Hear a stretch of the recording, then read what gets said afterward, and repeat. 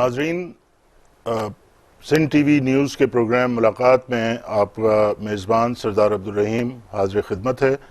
آج ہماری ملاقات پاکستان کے سرکردہ رہنما، بزرگ رہنما، سابقہ وزیر اعظم، پاکستان کی اسمبلیوں میں جدی پشتی سے ان کا گھرانہ رہا ہے۔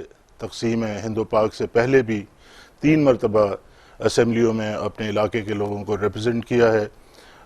ہمارے ساتھ آج ہماری خوش قسمتی ہے سندھ کے سابقہ چیف منسٹر، سابقہ وفاقی وزیر جناب محترم غلام مصطفیٰ جتوئی صاحب ہمارے ساتھ موجود ہیں۔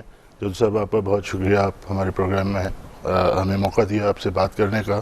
سردار صاحب بڑی مہربانی، آپ بھی تکلیف کر کے غریب خانے پہ آئے، اور سندھ نیوز کی بھی میں شکریہ ادا کرتا ہوں کہ انہوں نے آپ کے ذمہ یہ لگایا کہ آپ میرے ساتھ ملاقات کریں، اور بہت خوشی ہے آپ سے ملے ہیں کافی عرصے کے بعد۔ بہت بہت شکریہ آپ کا۔ جیسا میں ہماری ناظرین کے سامنے ہم یہ پروگرام پیش کر رہے ہیں، اور اس سے پہلے بھی خاصے انٹرویوز ناظرین کے سامنے پیش ہو چکے ہیں، لیکن آپ کی ایک ایسی منفرد شخصیت ہے کہ آپ نے اس فینس کے دونوں طرف کے معاملات دیکھے ہیں، بطور ایک وزیر اعظم کے بھی، بطور ایک اپوزیشن لیڈر کے، ایک جدوجہد کرنے والے پروگریسو پرسن کے، اور ایک خاندانی ورثہ آپ کا رہا ہے، ایک مضبوط خاندان سے آپ کا تعلق ہے۔ پاکستان میں کہتے ہیں کہ شاید ہی کسی کی اتنی زمینیں ہوں، اتنے گاؤں لگتے ہوں، گوٹ لگتے ہوں جتنے ماشاءاللہ آپ کے خاندان سے ہیں۔ آپ کے دادا محترم بھی اسمبلیوں میں رہے، آپ بھی رہے، آپ کے ماشاءاللہ فرزند بھی 4 ایک ساتھ مختلف سینٹ میں، ماشاءاللہ سے اللہ کی خاص مہربانی آپ پہ۔ تو آپ کی ایک بڑی منفرد ایک پوزیشن ہے۔ اس کے حوالے سے، جو پاکستان کے حوالے سے ہم یہ آپ سے پوچھنا چاہیں گے کہ جو کچھ ہو رہا ہے آپ کی نظر میں ہے، آپ ایک تنظیم کے سربراہ بھی ہیں، آپ اس کو کس طرح سے دیکھتے ہیں؟ یہ جو دہشت گردی ہے، ملٹری آپریشنز ہیں، ججوں کا مسئلہ ہے، اور مہنگائی، بے روزگاری کا سلسلہ ہے، آمریت ہے، جمہوریت کی جدوجہد ہے، اس کو آپ کس طریقے سے، اس کو آپ کس نظر سے دیکھتے ہیں اور کس طرح سے بیان کرنا چاہیں گے؟ ایک سوال میں تو اپنے ساری دنیا جی لوگ پریشان ہیں، لوگ پریشان۔ سردار صاحب، گزارش ہے کہ جہاں تک موجودہ صورتحال کا تعلق ہے، میں زندگی میں اتنا کبھی پریشان نہیں رہا ہوں ملکی حالات کے ضمن میں جو میں آج ہوں۔ ملک ایک مسائل سے نہیں ہے، 2-4 مسائل میں گھرا ہوا ہے جی۔ سب سے زیادہ پہلے، جس کا آپ نے بھی اپنے ریمارکس میں ذکر کیا، سب سے زیادہ ہے بے روزگاری، مہنگائی۔ جو بے روزگاری مہنگائی ہے تو پھر بھوک ہے، وہ پھر پیٹ کا مسئلہ آ جاتا ہے۔ پھر لا اینڈ آرڈر ہے، اس کے ساتھ پھر پاکستان کی جو فرنٹیئر میں صورتحال ہے، بلوچستان میں صورتحال ہے۔ تو جب آپ ساروں چیزوں کو ملا کے اور اس کے اوپر غور کرتے ہیں تو دیانتداری سے میں گھبرا جاتا ہوں کہ اللہ خیر کرے ہم کس طرف چل پڑے ہیں اور اس کا نتائج کیا ہوں گے۔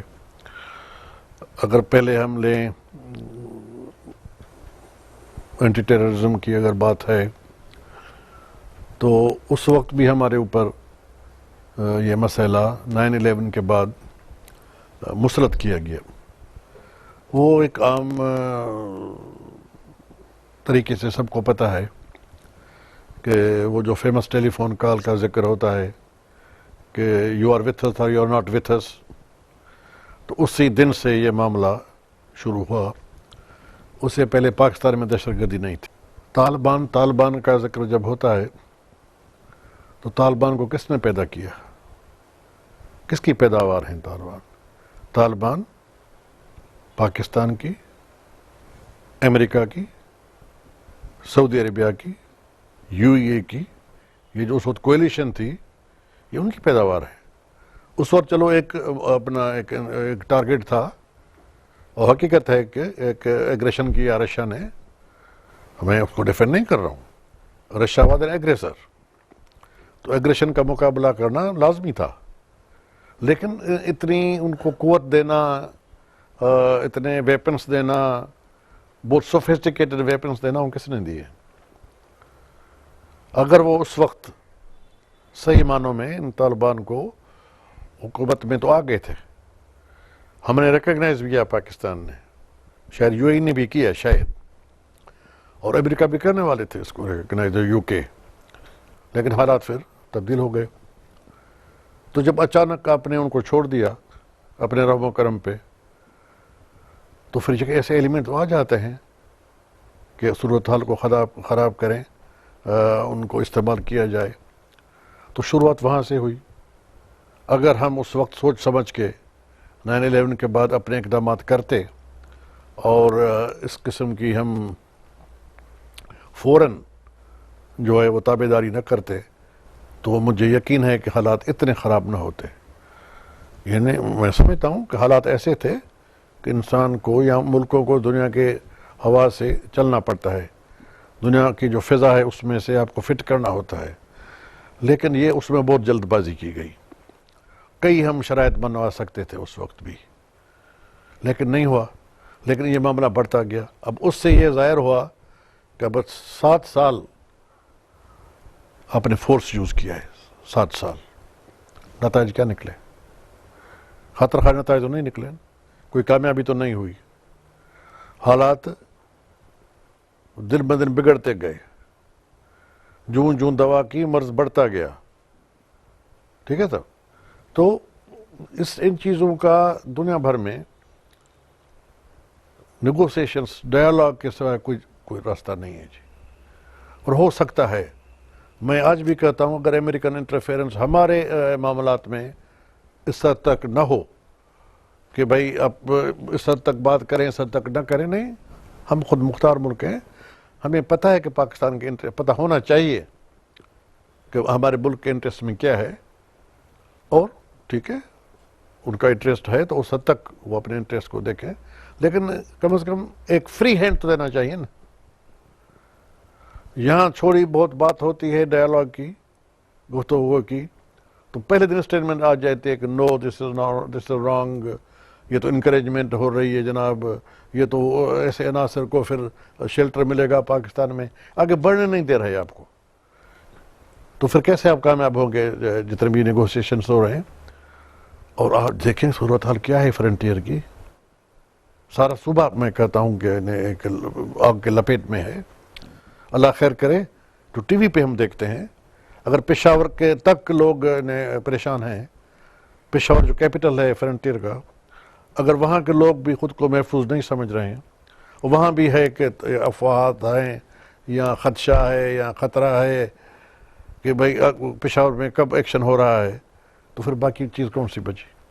سارا آپ دیکھیں، پھر سوات سے لے کر پھر خیبر ایریا، پھر ٹرائبل ایریاز نیچے والے، پھر وزیرستان، نارتھ ساؤتھ اور بلوچستان کے بارڈر تک، تو پھر باقی بچا کیا ہے آپ کے پاس فرنٹیئر میں؟ وہی صورتحال بلوچستان کی ہے، وہاں بھی بیوروکریٹک اپروچ ہوا بلوچستان میں۔ کہ بلوچستان کے لوگوں نے پاکستان بنانے میں کیا کم کنٹریبیوشن کی تھی کیا؟ نواب اکبر مومن بگٹی کے فوٹو آپ نے دیکھے ہوں گے جناح صاحب کے ساتھ، قائد-اعظم کے ساتھ، وہ ایز اے ینگ مین وہ فور فرنٹ میں تھا، اور سارے بلوچ لیڈر جی۔ لیکن اگر کوئی اپنے حق کی بات کرتا ہے تو ان کو آواز بند کرنے کا طریقہ یہ تو نہیں ہوتا نا۔ اسی لیے یہ لوگوں کی بلوچستان کا خاص طور پہ جب ذکر میں نے عرض کیا، وہاں محرومیوں کو آپ کو دور کرنا ہوگا جی، ڈپریویشن جو ہے اس کو آپ کو ختم کرنا ہوگا، اور ہو سکتی ہے، کیوں نہیں؟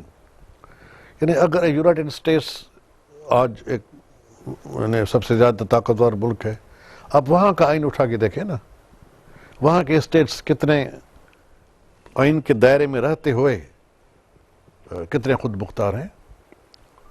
اگر ہم یہاں کریں گے بات کہ بھائی وہاں کے اسٹیٹس کو جھنڈا بھی الگ ہے، ان کی اپنی چھوٹی سی یعنی ہر لحاظ سے ان کی آٹونومی ہے، یہ ہم مجھے بھی کہیں تو غدار ہے، کہتے ہیں جناب جھنڈے لگا لو، تو یہ بات تو نہیں ہے نا.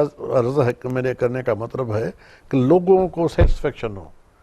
دے should feel that they are part of the system. They should know that وہ شیئر کرتے ہیں ہر چیز.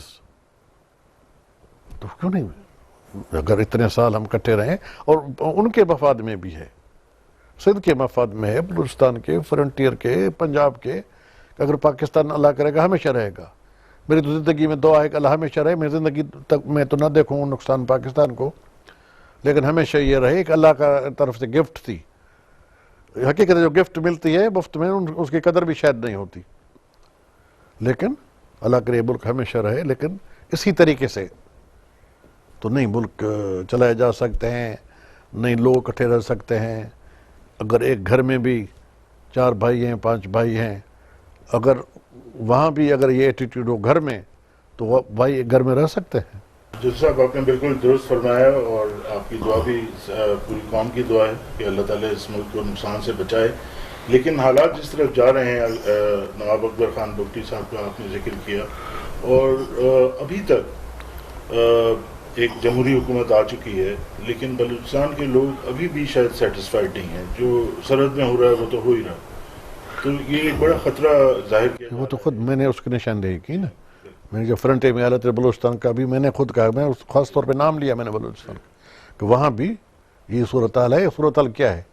ڈپریویشن ہے نا جی, کہ ہمارا حق جو ہے, یا جو ہمارا اپنا حصہ ہے ملک کو چلانے میں یا وسائل میں, وہ ہمیں نہیں مل رہا. اس کے اوپر غور کیا جا سکتا ہے, بات چیت ہو سکتی ہے, اور حق ہے مانگنے کا. آپ کو کوئی امید ہے کہ جمہوری حکومت کچھ بہتری لا سکے گی؟ لوگوں کی توقعات یہ ہیں, میری بھی یہی ہے. ابھی ان کے اوپر ہے کہ وہ کیسے مسائل کو حل کرتے ہیں, ان کے پاس کیا فارمولہ ہے, وہ ان مسائل کو کس اینگل سے دیکھتے ہیں. اور پرویز مشرف صاحب کا کردار آپ کیسے دیکھ رہے ہیں؟ پرویز مشرف صاحب ابھی بہت کمزور وکٹ پہ ہیں فار دی ٹائم بینگ. باقی آگے کا تو فیوچر. لیکن جدو صاحب ان اتنے کمزور بھی نہیں ہیں, ان کے لوگ جو لگائے ہوئے ہیں, گورنرز ہیں, آپ کے اٹارنی جنرل ہیں, سب اپنی جگہ پر موجود ہیں. صحیح, لیکن دیکھیں وہ جو سارا ملک ایک واحد شخص چلا رہا تھا, یا فارمر پرائم منسٹر صاحب شوکت عزیز صاحب, اس کی حکومت تھی یا پرویز مشرف صاحب کی تھی؟ ہر لحاظ سے پرویز مشرف صاحب کی تھی. اب وہ سچویشن نہیں ہے یقیناً, لیکن اسٹل اسی لیے میں نے کہا کمزور ہے. میں نہیں کہا کہ وہ بالکل ٹوٹلی زیرو ہو گیا ہے, نہیں, لیکن فی الوقت حالات کی وجہ سے وہ نسبتاً ابھی کمزور ہے. جی جو صاحب, آپ پیپلز پارٹی میں رہے, آپ پیپلز پارٹی کے وفاقی وزیر بھی تھے, پیپلز پارٹی کی طرف سے آپ چیف منسٹر ایک بڑے طویل عرصے تک. ہمارا اندازہ تو یہ ہے کہ ارباب غلام رحیم سے زیادہ آپ کی پاکستان کی ہسٹری میں شاید اتنی طویل چیف منسٹری کسی پاکستان بننے کے بعد میرا لانگسٹ ٹرم ہے. جی لانگسٹ ٹرم ہے آپ کا, اور وہ پیپلز پارٹی کی حکومت تھی. تو آپ ایک سرکردہ, آپ نے ایم آر ڈی کی موومنٹ لیڈ کی, اور وہ بحالی جمہوریت کی ایک موومنٹ تھی. لیکن اس کے فوراً بعد آپ کی ایک ڈس ایسوسیشن ہو گئی پارٹی سے, اور آج لوگوں کے ذہن میں آپ کی یاد آتی ہے جب وہ امین فہیم صاحب کے انہوں نے بیانات پڑھے تو ریسنٹلی. تو آپ کو بھی ماضی میں آپ جاتے ہیں ان کے بیان پڑھ کے؟ یقیناً آخرکار حقیقت ہے کہ ایوب خان کے زمانے میں ایوب خان کو چھوڑ کے اور بھٹو صاحب کا ساتھ دے کے ایک پارٹی بنانا اس وقت اتنا آسان بھی نہیں تھا نا, ایک اسٹرگل تھا, اور ہم اس اسٹرگل میں اللہ کے فضل سے سب کٹھے رہے. لیکن افسوس یہ ہے کہ خدم صاحب تو ابھی بھی بات کر رہے ہیں, میں نے تو 86 میں پارٹی چھوڑی. وہ میں ہنس کے سب دوستوں کو بھی کہتا ہوں کہ حقیقت ہے کہ میں تو پہلا آدمی تھا لیڈرشپ کے لیول پہ جس نے پارٹی چھوڑی. اس وقت ابھی میرا اگر ابھی آج میرا بہترین دوست اگر ہے, ڈیفینیٹلی ہے, اگر نہیں ہے بھائیوں جیسا ہے تو آپ عبدالحفیظ پیرزادہ صاحب ہے. لیکن اس وقت جو صوبے کی ایک فضا تھی یا گروپنگ تھی تو اس وقت یہ میرے سب سے بدترین اپنے مخالف تھے. ممتاز صاحب، حفیظ صاحب، اور ایک گروپ بندی تھی، اس پہ کوئی شک نہیں ہے. جزب قرضہ کلامی ہوتی ہے بڑے ایک انٹرسٹنگ موڈ پہ، لیکن ہماری مجبوری ہے ایک بریک لینا پڑ رہا ہے. ناظرین ایک مختصر سا بریک لے کے جوتئی صاحب سے دوبارہ گفتگو جاری رہے گی.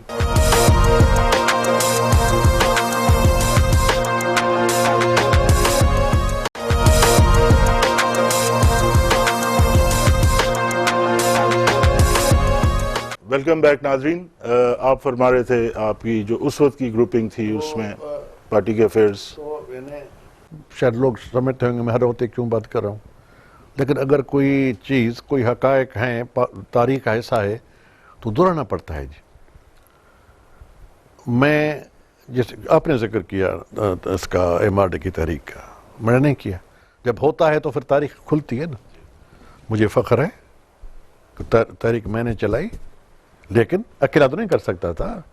سارے ساتھی تھے، ورکر تھے، دوست تھے، لیکن ایک اہم کردار میں نے ادا کیا، اس کے لیے مجھے فخر ہے. جتنے بھی ورکر تھے، ساتھی تھے، اس وقت میرے وعدے کے اوپر، میرے یقین دلانے کے اوپر جیلوں میں گئے. بڑے بڑے لوگ جیلوں میں گئے جنہوں نے جیل کا کبھی خواب میں بھی نہیں دیکھا ہوگا کہ جیل کیا چیز ہوتی ہے. میرے بھائی غلام اجتبیٰ مرحوم، وہ مچ جیل میں رہے، اور برے سے برا جیل مچ ہے. ان کے ساتھ ڈاکٹر من ابراہیم بھی تھے، ان کے ساتھ اپنا امید علی شاہ صاحب بھی تھے، ان کے ساتھ امید علی شاہ صاحب حیدرآباد میں تھے، ان کے ساتھ مخدوم خلق بھی تھے. مچ کی میں بات کر رہا ہوں. باقی تو سینکڑوں لوگ تھے جی، سارے MNAs قریباً 75-80% جو پہلے MNA MP تھے ماشاء اللہ سے پہلے، وہ جیلوں میں گئے، بڑی بڑی قربانیاں دی. لیکن وہ کہاں ہیں آج؟ وہ کہاں ہیں؟ تو حالات ایسے پیدا کیے گئے نا. میں 80 میں مجھے پرائم منسٹرشپ آفر ہوئی. شاید میں دہراتا ہوں اور دہراتا رہوں گا شاید کہ یہ اس حد تک قربانی کون دیتا ہے جناب؟ کس کو تحصیلداری ملتی ہے تو وہ کیسے بھائی سے بھی نہیں پوچھتا کہ میں بنوں یا نہ بنوں. 80 میں مجھے ولایت سے بلایا گیا کہ پرائم منسٹر بنو، اور میں ہمیشہ اوپنلی کہا ہے مجھے کوئی اس کی چیز کی تردید کرے. اس وقت کے بیوروکریٹس، وقت کے جنرلز بھی ابھی زندہ بیٹھے ہیں ابھی تک. اگر کوئی کہے غلط ہے تو ان کو میں سامنے لے آؤں گا. 2 جنرلوں نے تو کتاب میں لکھا ہے اپنوں میں. 80 میں میں نے پرائم منسٹرشپ ایکسیپٹ نہیں کی. پھر جب 85 الیکشنز ہوئے تو اس وقت بھی اتنا پریشر تھا کہ اس وقت ضیاء الحق مرحوم نے شاید خود کو سمجھا کہ میں کمزور وکٹ کے اوپر ہوں. اس کو ایک سیاسی سہارا چاہیے تھا، اور اتنا لٹرلی اس وقت انہوں نے اتنی میرے اوپر ایک پریشر ڈالا کہ ناراض بھی ہو کے کہا کہ what I want from you mister Jatoi, I only see you become member of the National Assembly, you are the prime minister. اور آئی کوٹ ہز ورڈ، جب بھی میں آپ کو بلاتا ہوں مجھے ٹھکراتے ہیں. اگر مجھے نیت ہوتی پارٹی چھوڑنے کی 1 سال بعد، پھر تو میں نے بڑی غلطی کی نا جی. حقیقت ہے سیاسی میرے زندگی کی بڑی سے بڑی غلطی وہ ہے کہ میں 85 الیکشن کیوں نہیں لڑا.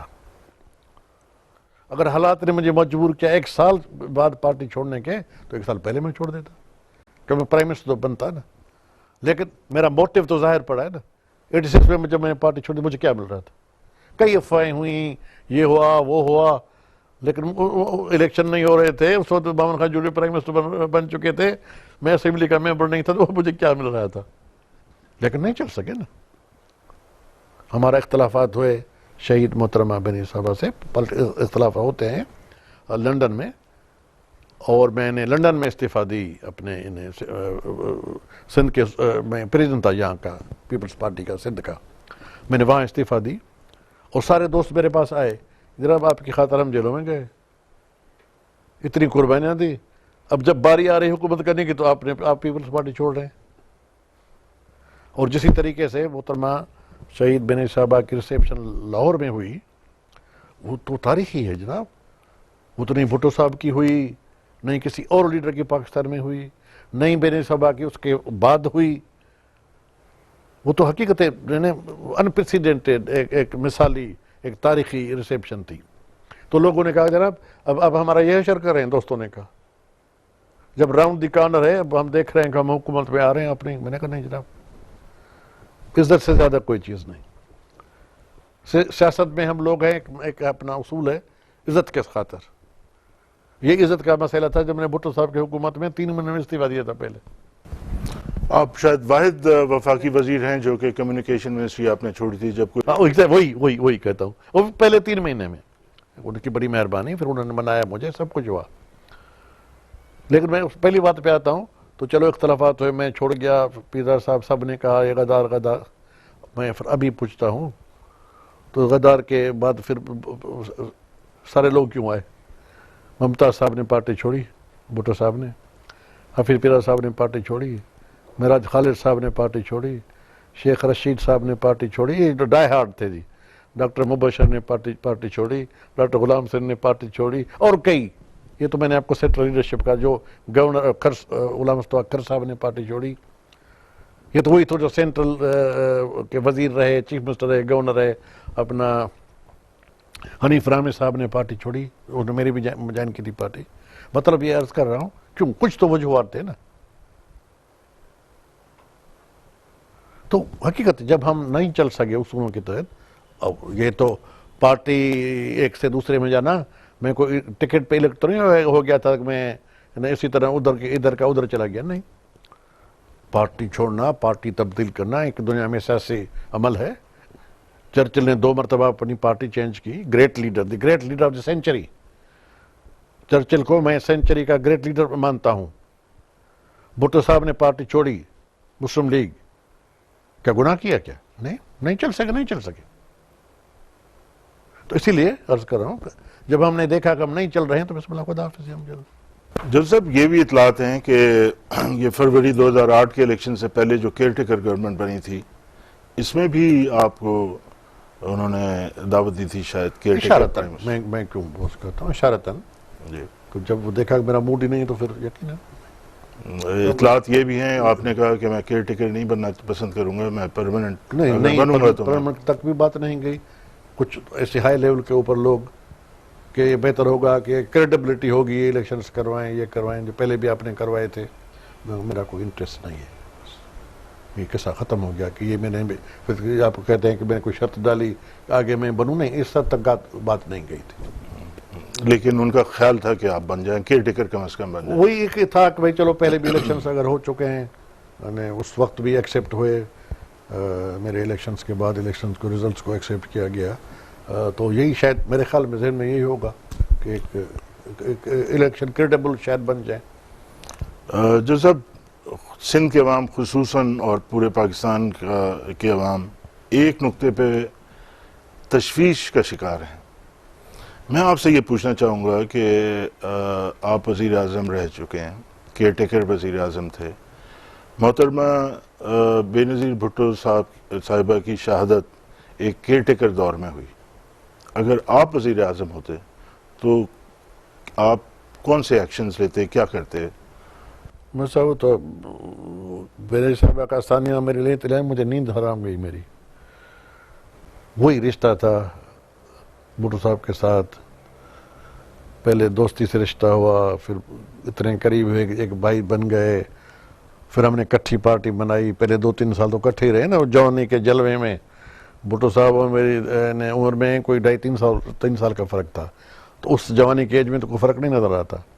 تو جوانی کے جھلکے میں ہم ایک دوسرے کو قریب رہے, پھر چلے, اور پھر اسی جھلکے میں ایوب خان کو چھوڑا. میرا بڑا مہربان تھا ایوب خان, ہر سال میرے پاس آتا تھا شکار کے لیے, میرا مہمان ہوتا تھا ہر سال. اس کو خود شوق تھا کہ میں اس کو چھوڑ کے بھٹو صاحب کے ساتھ نکل پڑا ہوں. لیکن سوال یہ ہے کہ حالات ایسے تھے جی, حالات نے مجبور کیا, اور ایک لگن تھی جو ہمیں بھٹو صاحب سے لے گئی. اسی لگن کے ساتھ ہم نے, میری بیٹی کی طرح تھی نا بے صاحبہ, لٹرلی میری بیٹی کی طرح, اور قریباً ان کی عمر بابی صاحب, اور بڑے اچھے دوست بھی ہیں میری بیٹی اور محترمہ شیر بنری صاحبہ. لیکن وہ لگن تھی نا جی, نہیں تو میں ان کو لیڈر کیوں ایکسیپٹ کرتا.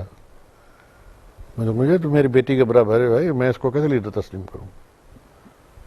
برا وقت تھا, ٹھیک ہے تھا, بھٹو صاحب کی شہادت ہو چکی تھی, میں نے نصرت صاحبہ کو اپنا لیڈر تسلیم کیا اسی جذبے کے ساتھ.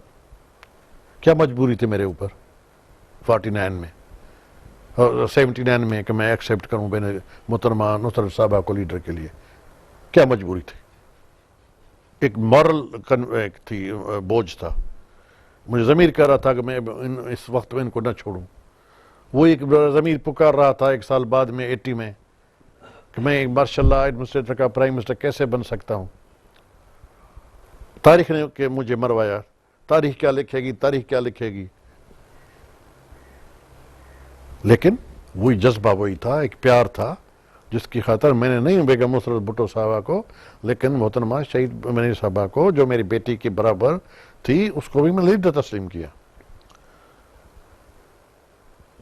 اور رہا کافی عرصہ مخالفتیں بھی رہی, کیوں میں نے پارٹی چھوڑ کے آیا ہوں کہ پرائم منسٹر بننے سے پہلے, لیکن جب بھی ملاقات ہوتی تھی ہمیشہ اس نے ایز اے پرائم منسٹر بھی کبھی مجھے نہیں کہا, ہمیشہ کہا ہوگا انکل انکل.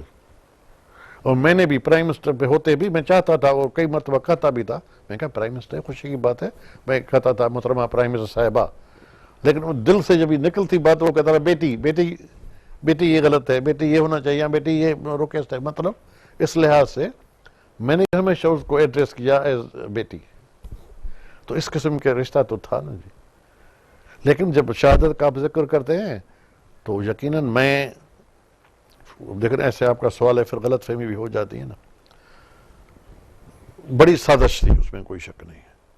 ایک ایسے عظیم لیڈر کو راستے سے ہٹانا بڑی سازش تھی, اور ایسی سازش دنیا میں شاید کم ہوئی ہوں گی. لیکن اب جب یو این کی بات ہوئی, اپنا انکوائری ہو یو این کی طرف سے, میں نے ان دنوں میں ہی کہا تھا, الیکشن سے پہلے جب یہ ڈیمانڈ ہوئی میں نے کہا ہونا چاہیے. میں سپورٹ کرتا ہوں, میں اس ہر چیز کو سپورٹ کرتا ہوں جس میں فیملی, پارٹی, پاکستان کے لوگ اور خود غلام مصطفیٰ جتوئی. میں مطمئن ہوں برابر انکوائری صحیح ہوئی ہے, ہونا چاہیے, کیوں نہیں. لیکن اب جب پیپلز پارٹی کی حکومت ہے تو اچھا ہوا, ریزولوشن چلا گیا ادھر, ریکویسٹ چلی گئی, جو اس کو میں پہلے سپورٹ کر چکا ہوں. لیکن اب تو ایک موقع ہے نا, حکومت اپنی ہے, اب جو انکوائری ہوگی اس میں کوئی رکاوٹ پیدا نہیں ہوگی, تو یہ راستہ بھی تو لینا چاہیے نا. یو این میں اس وقت میں نے کہا تھا مجھے خطرہ ہے کہ جب یو این میں یہ معاملہ جائے گا تو باوجود امریکن کے پریشر کے, انٹرسٹ کے, ہوریری لبنان والا معاملہ لٹکا ہوا ہے نا ابھی تک. امریکنز کی وجہ سے یو این میں گیا, کیا ہوا. لیکن اللہ کرے وہاں بھی پیش رفت ہو. اور لیکن اب زیادہ بہتر یہ ہے کہ سارے حالات یہاں کے ہیں نا, یہاں ایک انکوائری ہونی چاہیے, اور جس سے پھر میں بھی مطمئن ہوں, پیپلز پارٹی بھی مطمئن ہو, پاکستان کے لوگ جنرلی مطمئن ہو, فیملی مطمئن ہو. جب حق اور سچ نکلے گا تو سب مطمئن ہوں گے.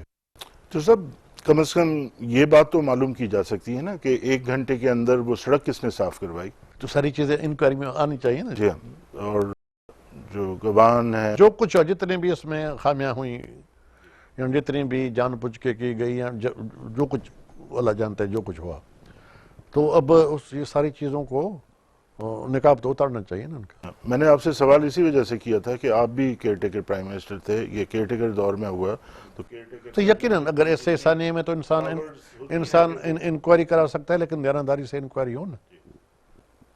اور ایسے واقعے ہو دنیا میں پہلے بھی ہوئے ہیں نا, لیکن آخر کا انکوائری ہو نا. لیکن انفارچونیٹلی کینیڈی کا پتہ نہیں لگا, ہمارے یہاں مرزا بھٹو کا پتہ نہیں لگا, حکیم سعید کا پتہ نہیں لگا. اب اللہ کرے شہید اپنا بنیر صاحبہ کا کچھ تو پتہ لگے, تو ایک مرتبہ تو لوگ جو صحیح اس میں ملوث ہوں ان کو صحیح سزا ملنی چاہیے جو ایک قاتل کو ملنی چاہیے. جو صاحب ایک چھوٹا سا بریک لیتے ہیں, بریک کے بعد ناظرین ایک مختصر سا بریک, اس کے بعد جتوئی صاحب سے دوبارہ بات چیت جاری رکھیں.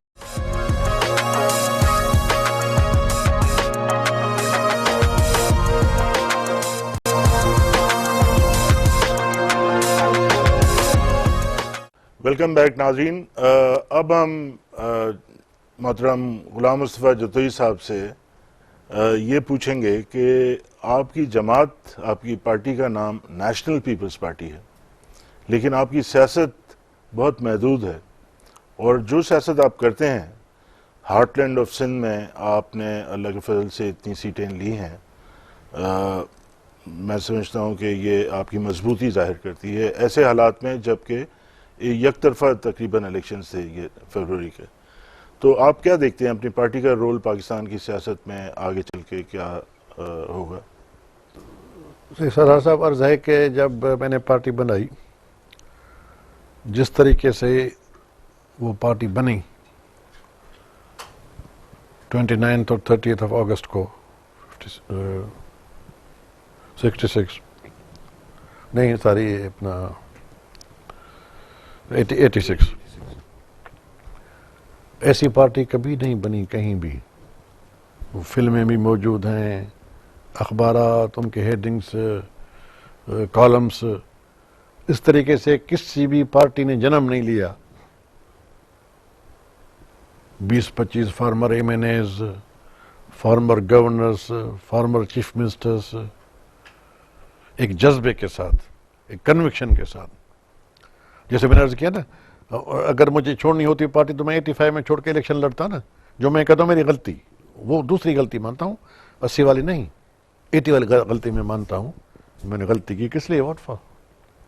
میں الیکٹ ہو کے جاتا پرائم منسٹر بنتا ہے. جوہری صاحب بھی ہمیشہ کہتے تھے نا کہ میں منتخب پرائم منسٹر ہوں. میں بھی یہی کہتا میں منتخب پرائم منسٹر ہوں.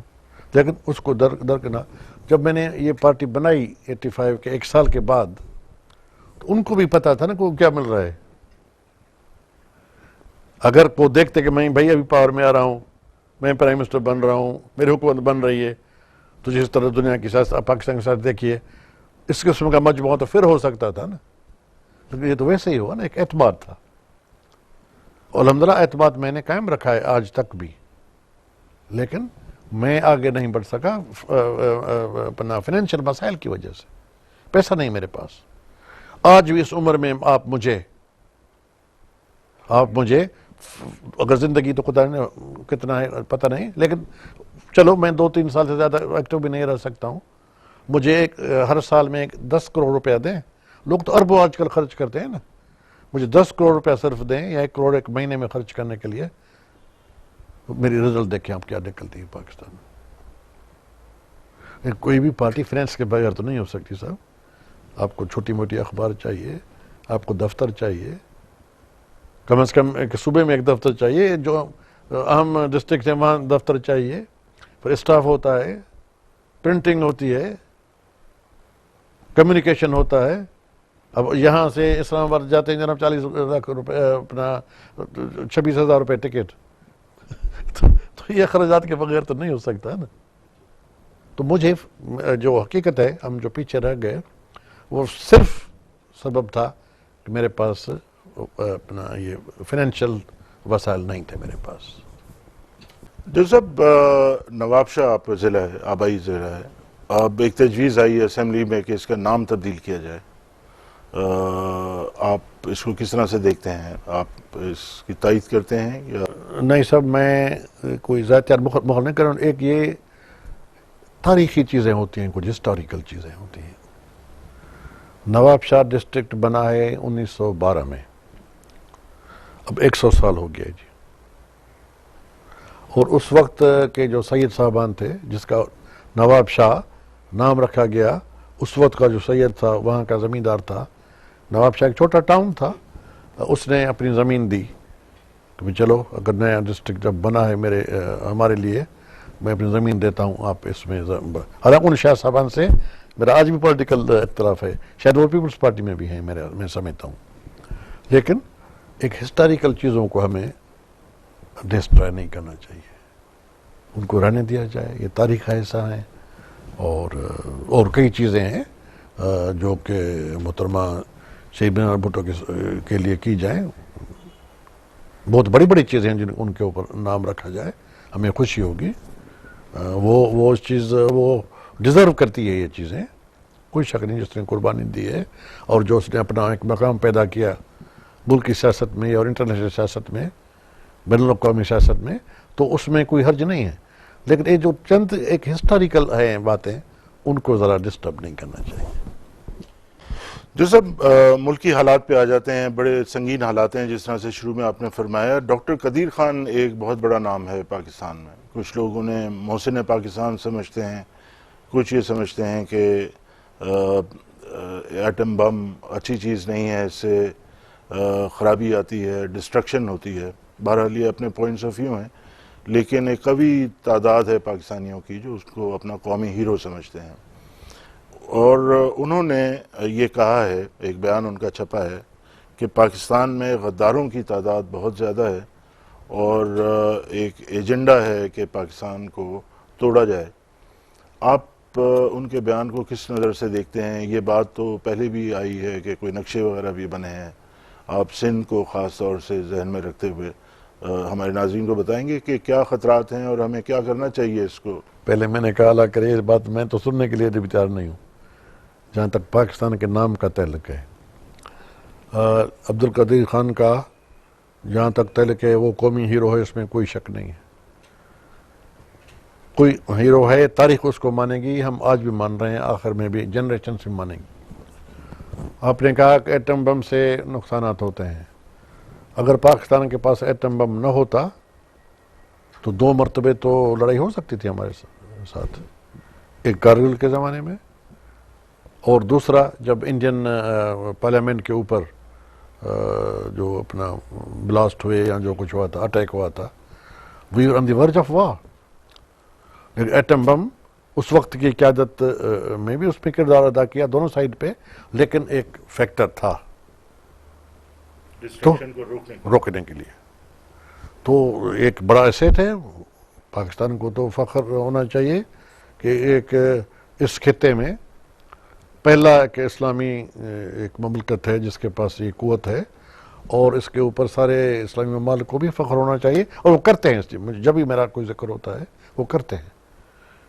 لیکن ان کی جہاں تک ذات کا تعلق ہے، اس اسٹیٹمنٹ کا تعلق ہے، میں تو اس کے اوپر نہیں کمنٹ کر سکتا ہوں کہ ان کا کیا مطلب ہے، کون غدار ہے، کون محب الوطن ہے، وہ آپ ان سے مل کے پوچھیے گا۔ جی، میں آخری سوال سے جو کہ آپ کی ذات سے متعلق ہوگا، یہ سوال آپ ججز کے بارے میں پوچھنا چاہتا ہوں، کیونکہ ظاہر ہے کہ جو یہ وکلا کی موومنٹ ہے اور آئین عدلیہ کی بحالی کی بات ہو رہی ہے، اور پاکستان کو اس سے کیا فائدہ ہوگا، کیا نقصان ہوگا، اور آپ اس کو کس نظر سے دیکھتے ہیں؟ آپ کی کیا اوپینین ہے کہ ان کو بحال ہونا چاہیے؟ دیکھو، عدلیہ کے اس بحالی کو آپ ملک کی صورتحال سے الگ نہیں کر سکتے۔ جو آپ نے پہلے سوال کیا کہ اب کبھی کہا جاتا ہے کہ جناب ججوں کی وجہ سے کچھ نہیں ہو رہا۔ ارے بھائی، ججوں نے ایک الگ معاملہ ہے، ججوں کی وجہ سے تو پیٹرول کی قیمت نہیں بڑھ رہی، ججوں کی وجہ سے تو آٹے کی قیمت نہیں بڑھ رہی، ججوں کی وجہ سے تو سبزی کی قیمت نہیں بڑھ رہی، وہ الگ چیز ہے، اس کو اس میں کیوں مکس کیا جاتا ہے؟ وہ ایک مسئلہ ہے، ضرور حل ہونا چاہیے، جتنا جلدی حل ہو اتنا بہتر ہے ملک کے لیے بھی، لیکن آپ ادھر بھی اٹینشن کریں نا جی۔ آپ نے پہلے یہ سوال پوچھا کہ مہنگائی وغیرہ وغیرہ، تو اس طرف توجہ دیں۔ یعنی غریب کا مسئلہ کیا ہے؟ حقیقت ہے، یعنی ایک عام تاثر ہے کہ ججوں کو بحال ہونا چاہیے، ایک عام آدمی کا بھی تاثر یہ ہے، میں بھی اس کے حق میں ہوں، کیونکہ جب جنرل مشرف صاحب نے خود فرمایا ہے، 2-3 تاریخ کا اقدام تھا نومبر کا، وہ غیر آئینی تھا اور غیر جمہوری تھا اور غلط تھا، پھر مجھے اس میں کیوں گھبراہٹ ہونی چاہیے؟ میں بھی کہتا ہوں غلط تھا۔ اس وقت انہوں نے چیف آف دی آرمی کے حیثیت سے یہ ایکشن لیا، تو ایک اگر واحد شخص آئین کو بھی ختم کر دے، کورٹس کو بھی ختم کر دے، 60-70 ججوں کو بھی جیل میں ڈال دے، تو یہ مطلب یہ کیسے کوئی قوم کیسے ایکسیپٹ کر سکتی ہے؟ لیکن اس کے 2 الگ خانے ہیں جی، اس کو ٹیکل کریں اور جتنا جلدی ہو سکے کریں، لیکن اس کے وجہ سے یہ نہیں کہا جا سکتا کہ بھائی مہنگائی نہیں روک سکتے۔ اب لوگ آٹا مانگتا ہے، لوگ اپنی موٹر سائیکل چلانا چاہتا ہے, لوگ اپنی رکشا چلانا چاہتا ہے. لوگ کم از کم ایک دن میں ایک مرتبہ تو ہنڈیا پکائے گھر میں. جناب بھوک سے زیادہ کچھ نہیں. جب بچوں کو آپ کھانا نہیں کھلا سکتے, میں ایسا لفظ نہیں کرنا چاہتا ہوں, لوگ شاید کہیں گے میں کوئی آئیڈیا دے رہا ہوں, نہیں, اللہ بچائے, اللہ بچائے ان صورتحال سے. لیکن اگر حالت ایسی ہے کہ ایک وقت کا کھانا بھی نہیں مل رہا, بچوں کے لیے دودھ بھی نہیں ہے, پانی سے اس کا پیٹ بھرو, تو کتنا وقت آپ بچوں کا پیٹ پانی سے بھریں گے؟ تو خدا را میں کہتا ہوں پاکستان میں ڈیولپمنٹ ہو نہ ہو, اس طرف توجہ دیں. کسی بھی صورت میں مہنگائی کم کریں, کسی بھی صورت میں آپ لوگوں کے روزگار مہیا کریں. یہ حکومت کی بیسک ریسپانسبلٹی, جوابداری ہے. اور ججوں کو ہونا چاہیے باہر, جیسے میں نے کہا کہ یہ غلط اقدام تھا تو اس کو صحیح, اگر کوئی غلط چیز ہے تو اس کو درست کرنا چاہیے نا.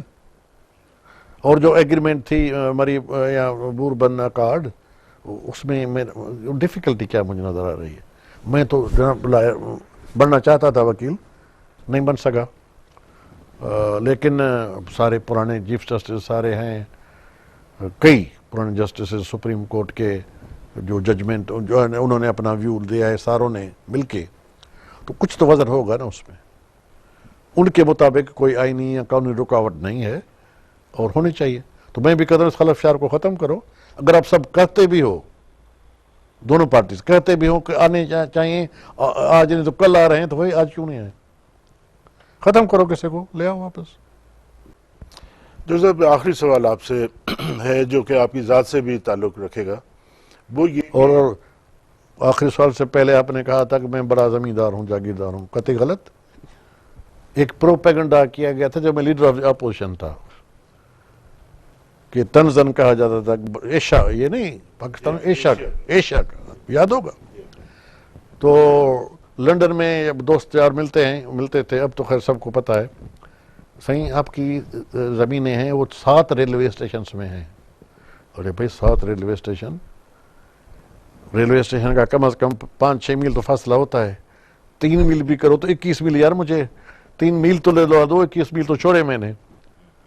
مطلب ایک پروپیگنڈا ہے جی. تو حقیقت ہے کہ لینڈ فارمز میں ہمارا بڑا نقصان ہوا, اور ایوب خان کے زمانے میں ہوا, بعد میں ہوا, اور اس کے ساتھ اس کو چھوڑیں جی. میرا والد صاحب, ہم 4 بھائی 3 بہنیں, 7 حصوں میں تو بٹا نا جو کچھ تھا.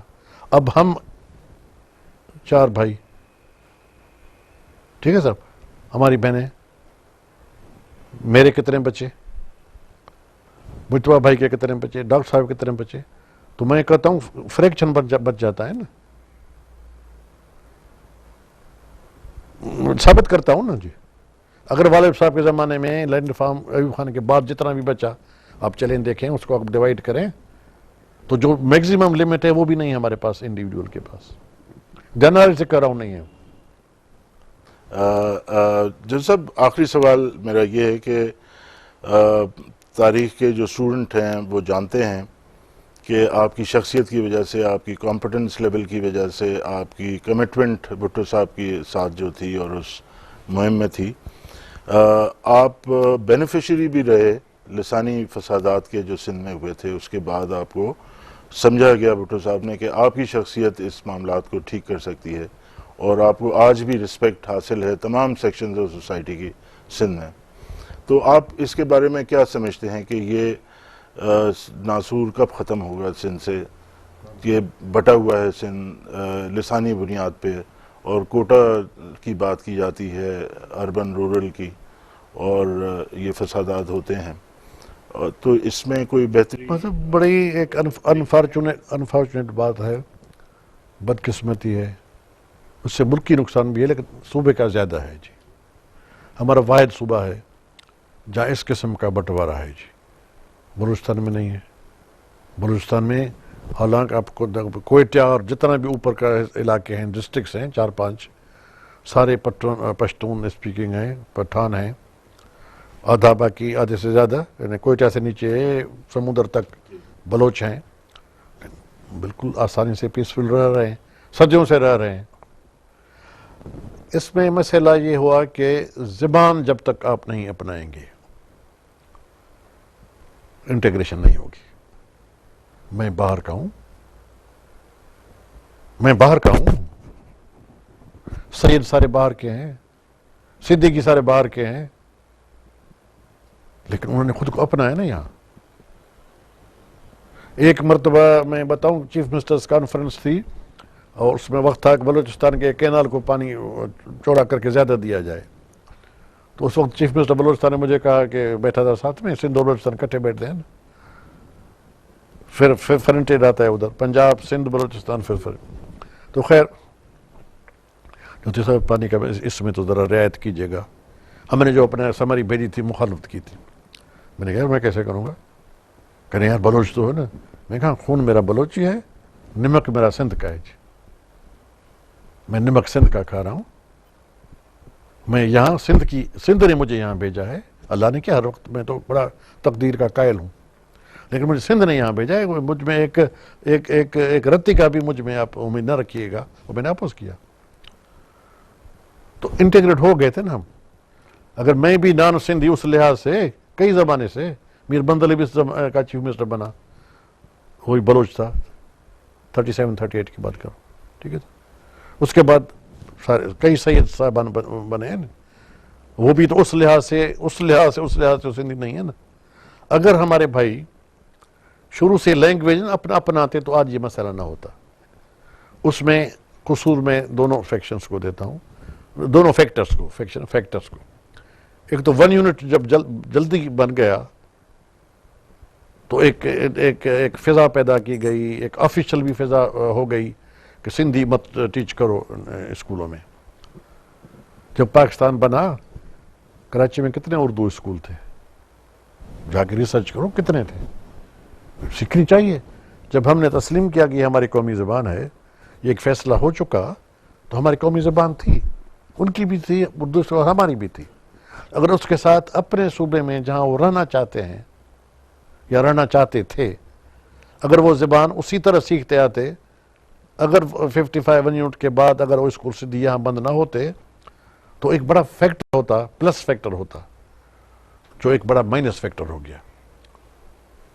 لیکن اب سب جانتے ہیں ہمارا کامن مفاد ہے، اگر یہ خلفشار رہتا ہے، اللہ کرے نہ ہو، اور شکر الحمدللہ ابھی کوئی ایسی بات نہیں ہے، لیکن ابھرتی ہے کبھی نہ کبھی، اللہ کرے چیز ختم ہو، اور وہ تب ہوگی جب ہم انٹیگریٹ کریں گے خود کو جی۔